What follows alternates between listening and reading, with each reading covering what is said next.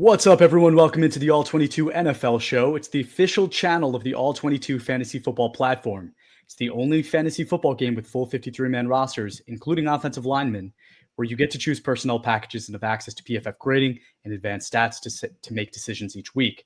To learn more and sign up, go to all-22.com. And if you do, send us an email at info@all-22.com. We will put you in a league. Right now, league creation is suspended while the season is underway. Ray, Thanksgiving week is here, man. How are you doing? How are you going to be celebrating your Thanksgiving?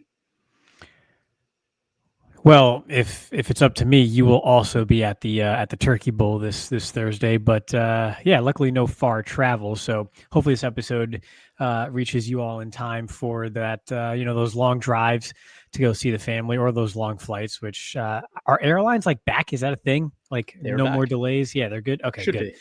Yeah, I think so. But man, it's Thanksgiving, so I'm just gonna watch football, go to different family locations. We kind of hop around because we're local, and enjoy some good football and stress about the playoff seeding. But the listeners, they don't care how I'm doing. They don't care. They just want to extract the data, the insight, the info from me, and take with it what they can. And they don't care about me. I'm just disposable assets to them.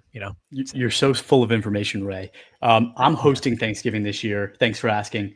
And if you're hopping around and you want to taste some turkey that I'm making, feel free to come by. I'll leave you a nice little piece there. Ray, we kind of got a fun episode ahead of us, right? Because we're at this interesting time in the season where you start to kind of see how things are going to play out. Whether it's rookies, right, at this point of the year, you're kind of understanding, okay, is this guy actually going to be a player and an impact player early in their career? Is it going to take a little bit of time, or is there a chance this is a bust? But year two players right now, you really start to understand what they are, right? So like year two, we're talking about, the quarterback draft of 2024, right? Caleb Williams was the number one overall pick. Jaden Daniels was 2. Drake May was 3. We had Michael Penix at pick number 8 overall, JJ McCarthy at 10, and Bo Nix at 12. If you asked me, over the summer how these guys were going to play out, I probably would have said, I'm really liking Jaden Daniels. I think Caleb Williams has a lot of potential. Drake May showed us something, but we still don't really know. We need to see more. Michael Penix looked okay in his few starts, but now's his opportunity. JJ McCarthy's going to get his first opportunity. They didn't sign Aaron Rodgers, right? So there was all this kind of hype. And then it was Bo Nix who looked awesome in year one, right? How much has that shifted, right? We're looking at Caleb and we're saying, hey, Caleb is leading the Bears currently in first place, even though his play has been semi-sporadic. Like, they're still winning games with that new coach. They look good. Jaden Daniels has the injury, but when he does play, he still looks like the awesome quarterback we saw last year. Drake May might be MVP of the NFL, like astoundingly kind of crazy. But then we get into Michael Penix, JJ McCarthy, Bo Nix, and Bo Nix again still looks awesome, still leading that team to, I think they're in first place as well. But Michael Penix, right, after those, I think he got 4 games last year. He's starting to kind of play his rookie season this year. And already there's a season-ending injury, right? Another ACL tear. So for those of you that don't remember this, Michael Penix had torn his ACL in both 2018 and 2020 and tears it for a third time this year. I don't know if it's the same ACL. You could probably speak on that. We could go through it. But a torn ACL, he's out for the year. I could give you some information, but just let's start there, right? What does this ACL tear mean for the Falcons and Michael Penix? It spells doom, I think. And when you dive into the metrics, it really spells doom. I don't know if we want to do that just yet, but the main concern with Michael Penix was, can he hold up? Not only did he have the 2 ACL injuries in college, which I believe were to the same knee, but this one is to the different knee or to the other knee, but he also had 2 shoulder injuries in college. So multiple shoulder injuries for a quarterback and then multiple knee injuries before heading into the NFL. So the question was always, hey, can this guy physically hold up in the NFL, in the National Football League? And in less than a full season's worth of starts, he already has another major knee injury. That's the type of stuff that forces players to medically retire. Okay. We're in Jason White territory for those of you who remember the old Oklahoma quarterback from the early aughts. Like, that's where we are with Michael Penix. And it's sad, but it's not surprising, unfortunately, because this was always the concern. And when you dive into the numbers, the metrics, and just with what you're seeing, what you'll see is a quarterback who can play the position. This is a player who can play in the league, but physically might just not be able to hold up. Michael Pittman is currently 25 years old, right? So in his second Michael year in the Penix. NFL, sorry. Michael Pittman might also be 25. I don't know, but let's stick with Michael Penix, Penix. all right? Yeah, let's stick with him. Michael Penix, already 25 years old. He's played 9 games this year. And because he was 25 years old, we kind of expected that he would step in and look good to start, right? Like, he was one of those players like Bo Nix that we thought would step in and look farther ahead than the other guys because of his age. In this first full year of starting opportunity, 59.3 offensive grade, 9 touchdown passes, and 8 big-time throws. 8 big-time throws is good for 26th amongst quarterbacks in the NFL this year. He has 3 interceptions, but 11 turnover-worthy plays and 4 fumbles. What that tells me is he's had a lot of luck this year in throwing the ball, only leading to 3 interceptions. 1,982 passing yards, 7.2 yards per attempt, 8.8 ADOT, both league average. 70 rushing yards and 1 rushing touchdown, so basically not a rushing threat at all. He has the 4th best pass blocking offensive line in the NFL and the 13th best receiving group in the NFL. Drake London, Bijan, Pitts, Mooney, Algier, not mentioning his offensive line, right, with Creed Humphrey, Caleb McGarry. Like, this is a very good offense. So to only have a 59.3 offensive grade in that offense is concerning to jump with. Now you're talking about another torn ACL in November, which means that even if you get, the best prognosis and you get the best recovery timeline, you're probably looking at middle of the season next year as a comeback, right? Remind you all, Atlanta traded away their first-round pick next year. They do not have a first-round pick, likely not drafting Michael Penix's replacement.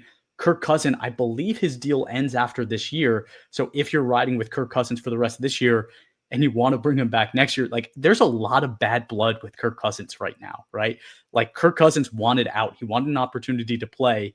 They said no. They're like, we're paying you. We don't like dead cap. You're staying here and you're going to sit and back up this young quarterback.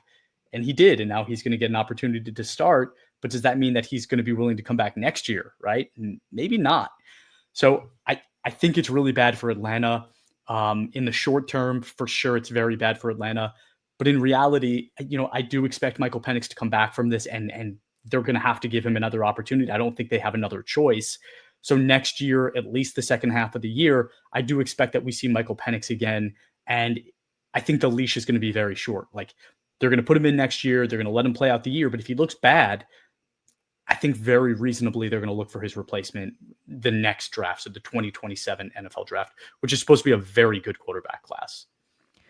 Yeah, we've heard that before. We'll see. But let's dive into, you said a lot of good stuff there, especially on the physical metrics. But if you look at some of the intangibles here too, so Michael Penix, 15th among qualifying quarterbacks in ADOT. So like you kind of said, middle of the road there in the NFL. So it's nothing negative like you'd expect from a young quarterback where maybe they're checking down a bit too often or maybe taking too many shots downfield. He's kind of right in the middle there, which is fine. That kind of tells me he has a decent understanding of what he's seeing. He has the 8th lowest pressure to sack ratio in the league at 12.3%. We're going to get into another player here later on this episode, which is more than double that.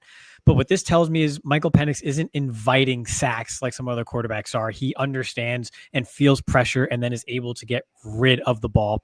16th in turnover worthy play percentage. So again, middle of the pack. So it's nothing. It's nothing special that we've seen from Michael Penix thus far. But he's also not showing, when it comes to at least an understanding of the game and actually playing quarterback, like any fatal flaws as far as like this guy just, the game is moving too fast for him. He doesn't understand what he's seeing.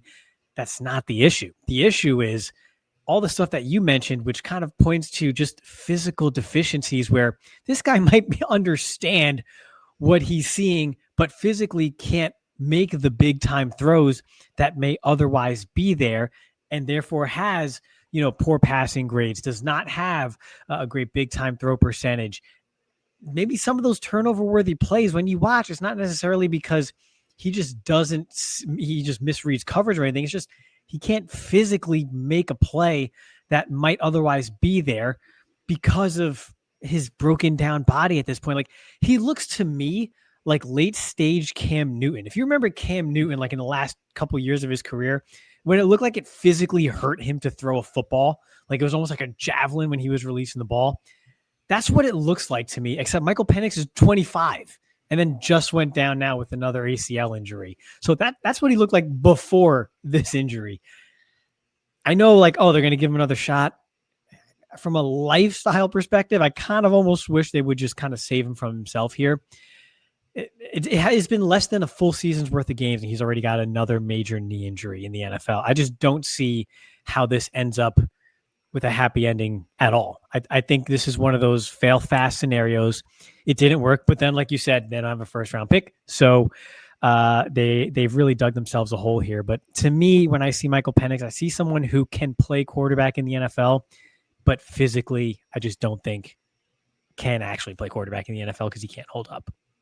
Well, I think this is a really interesting team for those kind of later tier rookie quarterbacks, which, we'll get into come draft season, but like a Drew Aller, right? Who unfortunately, you talk about injuries, but who unfortunately, his draft stock fell. But one point we were talking about as a first round pick. And if a team like Atlanta likes him in maybe like the third round, that's a good opportunity for them to get a guy that can step in and prove himself, right? And maybe be something. You mentioned not having fatal flaws, but with Michael Penix, when we watched his college film, the biggest thing that stuck out to me is he throws a lot of 50-50, I trust my receiver balls, but they weren't always like well placed. They were just, he had Rome Odunze and Jalen Polk and guys that could win against college corners.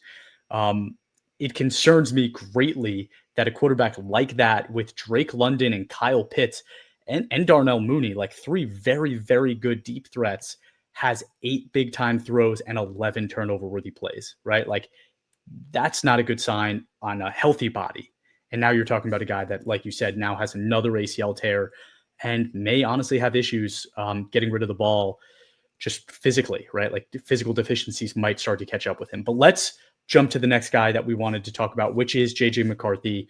So just going back, right, talking about those 6 quarterbacks, when we did our rankings before that draft, I think I had Michael Penix 6th of the 6 quarterbacks. I think I had JJ McCarthy and Bo Nix like very, very close. I don't know who I had first, whether it was Nix or McCarthy, but I had them very close. And the reason being is Bo Nix, I thought the upside was there, but he was a lot older. So do we already know what we have? Where JJ McCarthy, super young prospect, very unproven, although he went to the championship, and has all of the physical abilities to do something, but none of the experience, right? My perfect situation for JJ McCarthy was go somewhere where you can sit for 3 years, learn how to play football before being asked to be the starter. You know what? There's a couple things we didn't mention just in the Michael Penix, but I'll talk about both of them here. We talk about a lot the kind of study I did on coaching changes early on in a career and how that affects quarterback growth and development. But there are 2 other things that in my past I have done kind of studies on. One of them is when a player has significant injury history in college, it's very, very likely that that player also has significant injuries in the NFL, which will shorten his career. I did this study back when like Sam Bradford was in the NFL, because there were so many quarterbacks at that time that had this bad injury history in college. And I was like, when you're drafting these guys, is that something really worth thinking about? And it turned out it very, very much is something to think about. And we're seeing that right now with Michael Penix. But the other thing that I found, and this isn't even just specific to quarterbacks, but players in general, is when players miss significant time their rookie year due to injury, it also is a very, very bad sign for player development. Because think about how important those first few months are when you're going through camp, when you go through the first few weeks of the NFL, and you're starting to learn to become a professional. And imagine all of that is cut out from under you, and now you're injured and you have to worry about rehab, not just learning a playbook, not just learning to fit in with the culture. You're also figuring out how to survive and physically be able to do your job. massive, massive, massive issue with rookie players when they get hurt in terms of long-term career success. JJ McCarthy missed his entire rookie season last year due to injury. I think that's going to be a big issue with his development. Besides that, I had mentioned, right? He was a guy that we both said if he goes and sits for 3 years, I kind of like that for him. JJ McCarthy was supposed to be the starting quarterback last year, competing with Sam Darnold. Darnold obviously looked fantastic. They let Sam Darnold walk. Then Aaron Rodgers says, I want to be a Viking, right? Like he was holding out for a very long time, not signing that Steelers deal because the ultimate situation, the ultimate offense to play for was what the Vikings had put together.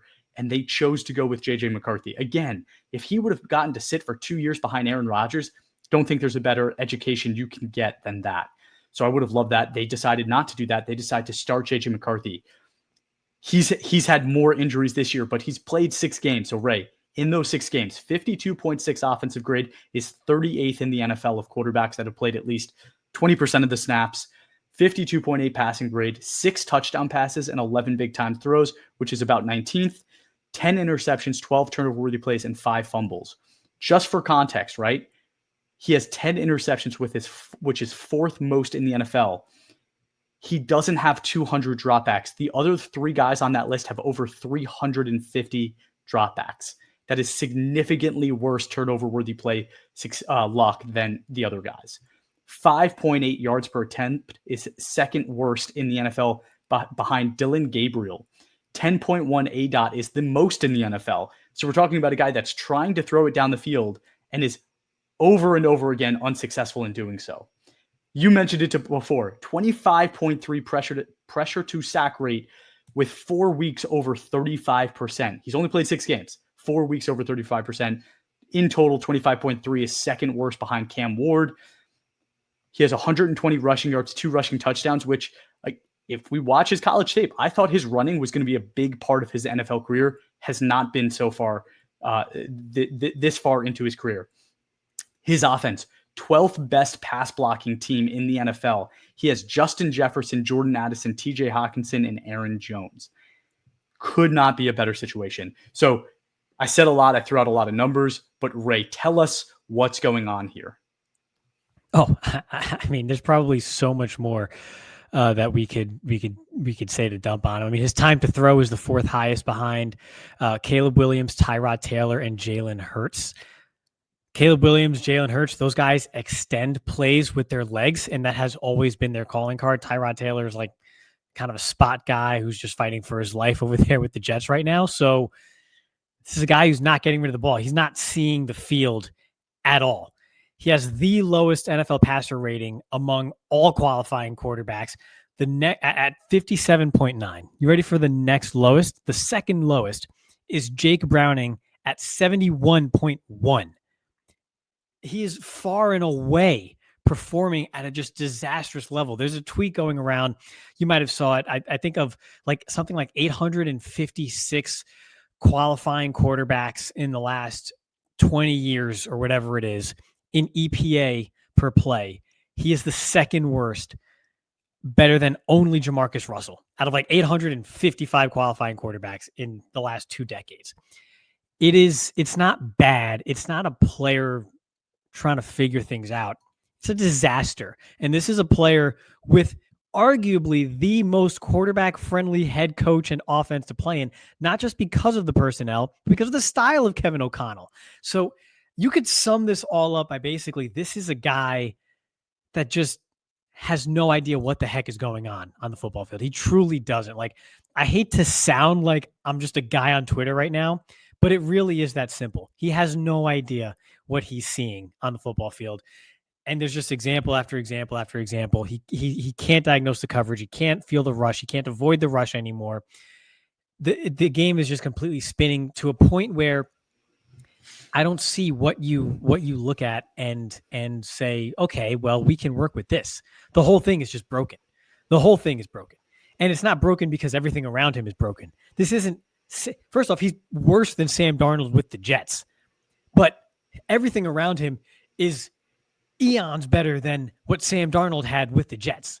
Like, a baseline league average quarterback right now would have the Vikings in a much better position than where they are today whenever JJ McCarthy takes the field. It's historically poor performance from JJ McCarthy. Like, this is a really mean segment. I'm sorry, but it's really bad. It's one where you can't just say he's 21 or is he 22 years old now, whatever he is.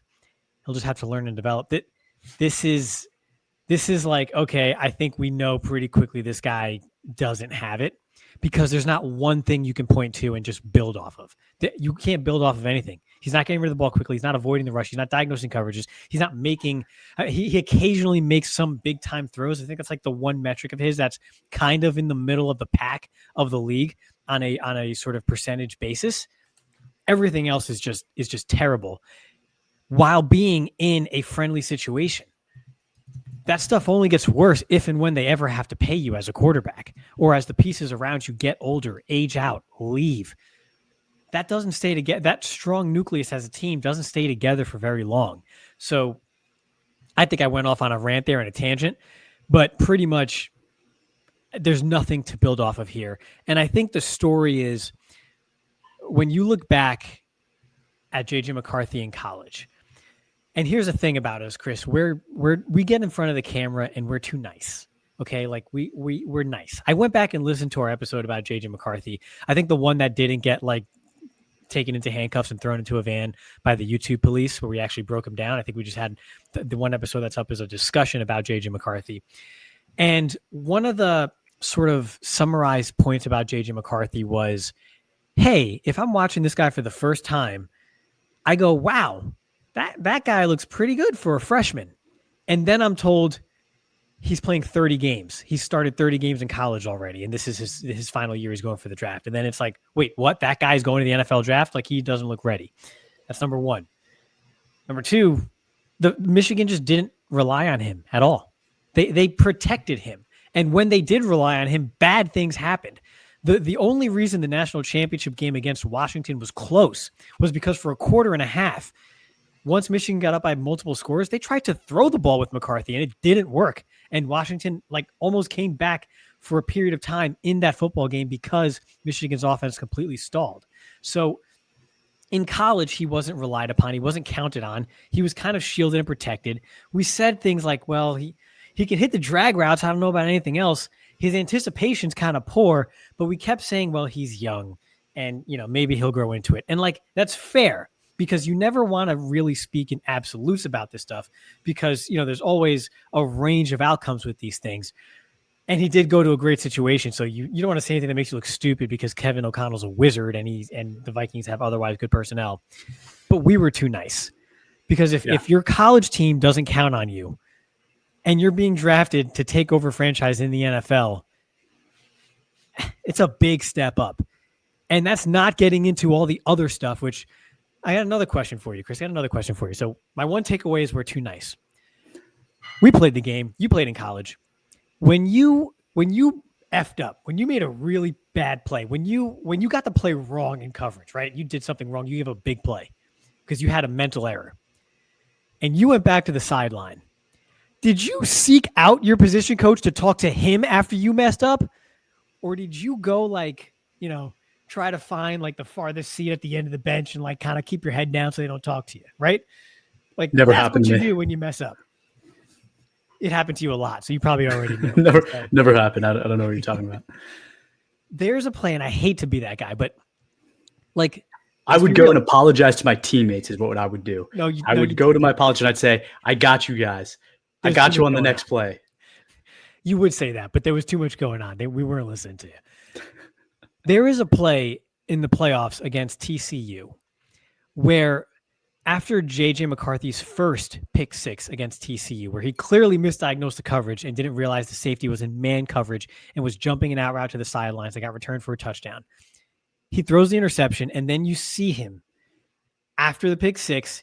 He looks to the sideline, to his coaches, and says, what the hell was that? What happened?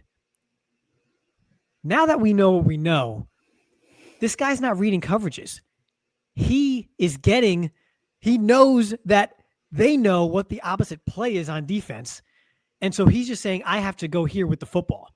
Except post-snap, hey, guess what? TCU knew that you guys had a sign stealing operation going on and they changed like a third of their signs. This was one of them and you got. Was this guy actually developing as a quarterback the way a quarterback would normally be developed in college by reading coverages post snap and doing what they have to do in the line of fire? Or did he have a binky because of everything that Michigan had going on? And now he's trying to do all of this stuff on the fly in the NFL, and it's just not working. Because any baseline quarterback in the NFL with this personnel should at least be relatively average. And he's nowhere close. He's not even bad. He's historically bad at this point. I think this is one where you got to move on. I'm sorry, you got to move on. Like, this is bad enough to where you can't count on him in your plans. You don't cut him. I guess you keep him, right? He's on a rookie deal, whatever. You can't say we're counting on JJ McCarthy as our guy in 2026 and beyond. You can't do it. Now you're wasting years. And if you do that, before you know it, Justin Jefferson's going to be knocking on 30, and you still haven't had your quarterback position figured out, and you just wasted a Hall of Fame career at a premier position on your offense at a time where the Packers and the rest of that division's kind of iffy. Even the Lions are dropping some games that they otherwise shouldn't. So it's a really big missed opportunity for the Vikings, I think. And I don't know where to go from here with JJ McCarthy. I just don't. I don't see what you build on. Let's unpack some of it, man. And I got more, but please. Yeah. Let's bounce around a little bit though. Like, it's funny because I was complaining to you earlier today about how Jordan Love in fantasy has been bad, right? But like this past week, he was bad because he didn't have to throw the ball because his opponent was so bad, right? TJ Hawkinson, another guy I complain about in fantasy, like doesn't do much. When you talk about young quarterbacks, they often are heavily reliant on tight ends. It is almost telling to me that JJ McCarthy isn't even succeeding at that. Like that shows me how much of a problem it is. And what I kind of expect is what I've seen, I should say, is when quarterbacks like JJ McCarthy are struggling this bad, usually the coach says, I know they can run the ball a little bit. Let's start to run the ball with this guy to give him some positive kind of momentum. And for some reason, they're not doing that either. Is his meniscus injury from 2024 still hampering him? Does his knee hurt? Is that why he's not running the ball? This is a guy that's like a pretty decent athlete, and he's a pretty big dude. Like I remember they did it with Justin Fields pretty often. Like, it's like, hey, he's struggling. Let's get him in space. Let's let him use his athleticism to open things up a little bit for himself. I'm just surprised that they haven't done that. Dude, there's so much here, right? Like, there is so much here. And I think one of the things that sticks out to me the most is, like, this past draft, Shedeur Sanders went in what round was it? The fifth round? Fifth, right? I think. Dylan Gabriel went in the third. If you're going to take a risk on a quarterback like this, just wait. Like, just wait. Like, you can get those guys. Like, you're telling me right now you wouldn't take Shedeur over JJ McCarthy based on what we've seen in a very, very small sample size. Like, just get him in the fifth round. You know what I mean? Like, if you want a guy at that caliber, just wait. If you don't know that a guy is a sure thing, just wait. Don't take that kind of a gamble. But quarterback is the gamble position, right? Like, you kind of have to. So I don't know what the right answer is. Like, I'm going to be honest, I don't. But I do think you're right that JJ McCarthy's career as a Viking is very close to being done. And one of the reasons that, like, I feel that way very strongly is because these minor injuries that he's had this year, they decide to sit him for very long periods of time. And it tells me they just like are looking for excuses for him not to play. And I heard, like, undrafted rookie out of Minnesota is going to be playing this upcoming week. That's the kind of thing that just tells me, like, they're done with McCarthy. But what does that mean for the Vikings, right? Like, are they really going to go into this draft and draft another rookie quarterback in what is supposed to be not a very good quarterback class? Or do you go look for a free agent and try to find one, right? And like, who's going to be available? Like, are they going to try to bring Daniel Jones back? Because I think technically he's going to be a free agent, right? Is that an option for them? I could see it, right? Like, I could see something like that. But that's like, they have one guy to get, and he might want to stay where he is because he's been so successful. Like, it doesn't look good for the Vikings in terms of finding that quarterback replacement. The meanest thing we said pre-draft about JJ McCarthy was really something about the Vikings. We said, you don't let go of Sam Darnold just so you can draft maybe Sam Darnold. And that turned out to be a boat. Yeah, it could be a boat. Turned out that was way too nice. It wasn't close to a boat. It wasn't even like in one of those little inflatable pools in the backyard for like little kids. It's just, that was the meanest thing we said, and we were way too nice about it. And I mean, sometimes the proof is just right there in front of you. If you look back at the 2023 season for these quarterbacks in college, JJ McCarthy in 12 games had 257 total pass attempts. I'm just going to read down the rest of the list for you. Michael Penix, 428. Jaden Daniels, 332. Bo Nix, 398. Drake May, 425. Caleb Williams, 392. Jalen Milroe in one less game, 239. Dylan Gabriel, 383. Drew Aller, who we have all said was in a run-heavy offense with no wide receivers, 352. Almost everybody had at least 100 plus more pass attempts than JJ McCarthy, except Jalen Milroe, who is basically Taysom Hill. His own team hit him on the way to a national championship. Didn't want to count on him. Sometimes the answer is just that simple, and we need to just not be so nice about it in the pre-draft process because we kind of said that in way too many words. And I think what we're seeing has. But I mean, I think we're being pretty transparent right now by saying we don't think that he's a starting caliber quarterback in the NFL and that a team should move away from him. But what does that mean, right? Now let's be nice guys. For JJ McCarthy, what I would like to see for him is go sit and learn behind somebody. We saw Sam Darnold do it. We saw Daniel Jones do it for a little bit last year. We saw Geno Smith do it. We've seen a lot of quarterbacks do it when there's something's missing, right? There's something missing. Go sit and learn. Go sit and learn. See if you can be an NFL quarterback so that in 3 years, we can make a determination on what your future actually looks like. I still don't know. I think I mentioned Anthony Richardson in passing before, but what happens to Anthony Richardson now, right? That's another good example of this, right? It's Anthony Richardson is basically I don't think he has any shot of being a starter for the next couple of years. He needs to go sit and learn. These guys need to go sit and learn and be involved in football for more than a day, right? Trey Lance, career was ruined. You need to let these guys sit and learn how to play football. If you don't let it happen, there's really no use in drafting them. It's just not worth it. Yeah, but I'll take that and say, honestly, you got to compete. Why should I guarantee someone like this a roster spot?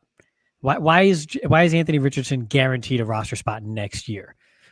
If I go out and sign in general, if I'm a team and I've got a Trey Lance as a backup or whatever, why am I guaranteeing Anthony Richardson a starting spot on the 53-man roster? You got to go out there and earn it.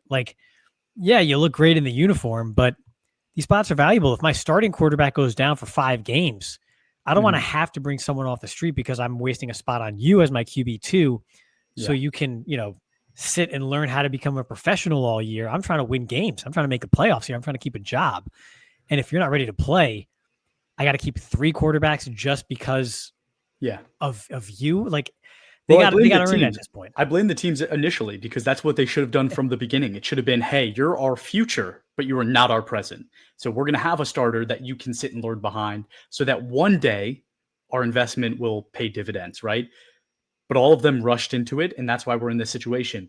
But to your point, I think if you do that, let me pump the brakes. I think with Anthony Richardson, if you needed him to step in and play a game or two, it's probably okay.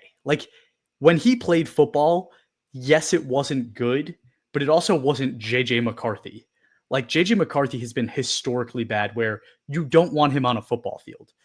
That's not what Anthony Richardson was. Anthony Richardson won a couple games. You know what I mean?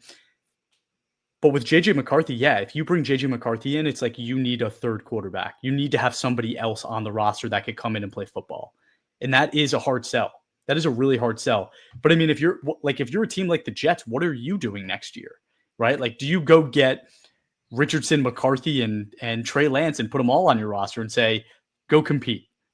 Show me that you've learned a lesson. You sound like our boy Steve. Just bring them all in. Just try out the Joker. Break the pool sticks and just go have at it. Tryouts. Seriously, what do you do? What do you do if you're the Jets? That's the thing is There are so many teams that are just so desperate that these guys will have a roster spot somewhere. Yeah, and well, when you're desperate, you make very poor decisions, and that's what happens here. So, when we talked about how we hope the Giants' desperation doesn't end up hurting Jackson Dart in the long term, and he's already out with a concussion. So, yeah, that's another thing. So, it's treacherous waters out there for these young quarterbacks. I don't want to make it sound like it's all on them. In McCarthy's case, it kind of is, but in general, sometimes it's not all on these young guys, and the situations they're put in matters just as much as everything else they bring to the table before they head into the NFL. But it is so cool to look at, dude, because we say these things, right? And then we also look at Drake May. And you can say that it's all coaching, but we talked about, like, the Vikings coach is a great coach.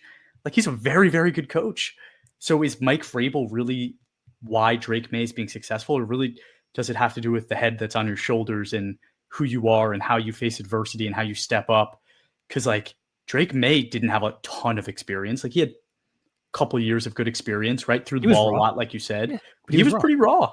He was pretty raw. He looks fantastic. So, like, how do we figure out where that line is in the sand where you say, sorry, it's just, I don't want to take this risk? Because really what it comes down to, right? We're talking to people that are playing a game or fantasy game.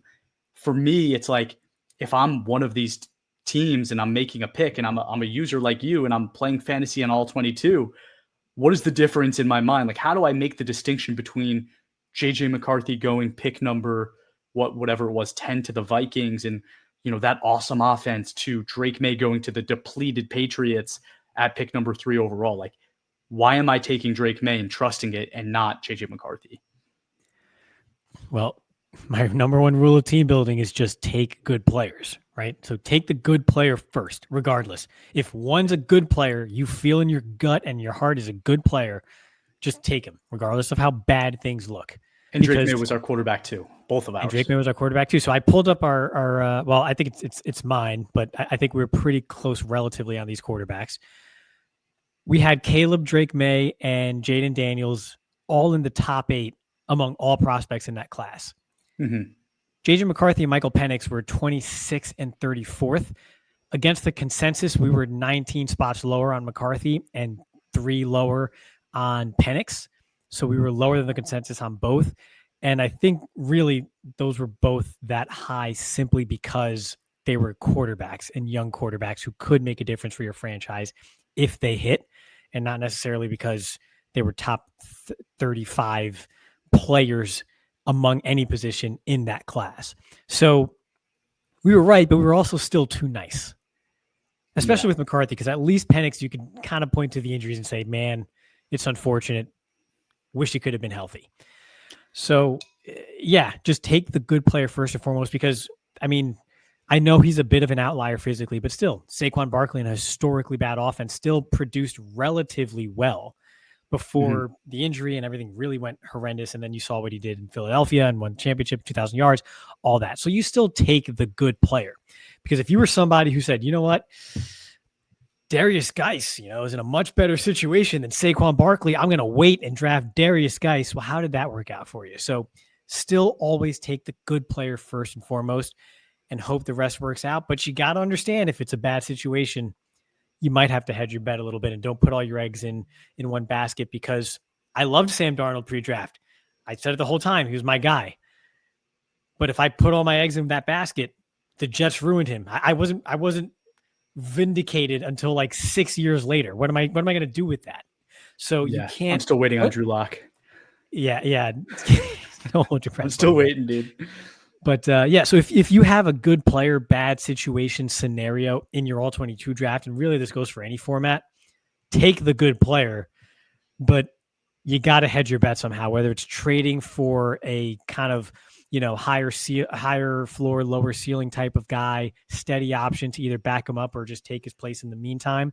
You do have to hedge and protect yourself, especially at the quarterback position, more than any other. I agree. I'm going to put a scenario out there, okay? 3 guys are on the clock. You have to choose one. You have to choose one, Ray. Shedeur Sanders, JJ McCarthy, Tyler Shook. Who are you taking? Oh, my gosh. I haven't even looked at Shook's metrics at all, but I guess I have to take Shook. It hasn't been bad. It probably hasn't been bad because I would have noticed if it was really bad. Maybe it's just been kind of bad. I have to take Shook and then just be like, all right, I wonder who I'm going to also draft in 2026. But no, okay. So I think you touched on a few really important things, right? It's one, just like investing, diversify your assets, right? If you love Sam Darnold and you want to take him, but make sure you're in a situation where that's not the only quarterback that you can get for the next 3 years, right? Because if that is the situation you're in, don't draft Sam Darnold, trade the pick, right? I'm not saying draft somebody else, trade the pick, get more assets and try multiple times in the future. Trust the player, trust the evaluation. If you thought Drake May was the significantly better player, then draft Drake May, even if the situation isn't that great. And then I think the third thing we talked about earlier, did the team that he went to college and trust him to do something for them, right? Like, was he throwing the ball? Did he actually throw the ball enough where you say this is a decent sample size to trust what I saw? And I think with Drake May, we did. With JJ McCarthy, we didn't. And I think that's a big part of it. I will say, I just went back and looked, and I was higher on JJ McCarthy than you were. But it's because when you start to look at things, it's like, are you going to take, at the time, right? Again, we don't know what's happening, but at the time, were you going to take J.C. Latham and Fuanga and Jackson Powers Johnson and those type of guys over a top 10 pick quarterback? That's just how I felt, right? It's like, I don't know. I didn't know if I was really going to do that. And even today, I'd sit here and go, maybe you take the risk on the quarterback. But still, I was saying that at pick 11, I think I said, is where you should start to take that risk. And I kind of would sit here and say it again, like that's probably where you take that risk. Because again, if you're playing in a 10-team league or a 12-team league, that's basically like an NFL team being a pick 32 and taking that player.